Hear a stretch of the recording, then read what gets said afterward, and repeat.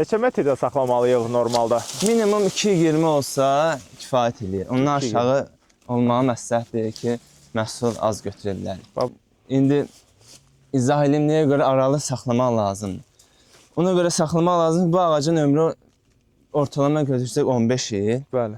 Bunu biz dibindən götürəndə burada yatmış gözlər var. Aha. O gözlər cavan vaxtı aylı və ağac yaşlanan vaxtı 10 yaşında, 11 yaşında. İşte oradan yatmış gözlər qalmır. Ay sağ ol. Ona görə biraz aradan kesməliyik ki, hansı budağı kesiriksə. Aradan kesməli o yatmış gözlər qoca yaşına çatanda, yəni ondan çıxa bilsin. Ona görə biraz aradan kesməkdə məqsəd odur. Bir də baxırıq, əgər burada həm liderin üstündə təzə çıxan budaqlar yoxdursa, bu bağda təzə çıxan budaqlar zəifdir. Meyvəyə görə bu bağda kübrələnmə zəif gedir. Kübrələnmə zəif gediyinə görə təzə budaqlar ata bilmir.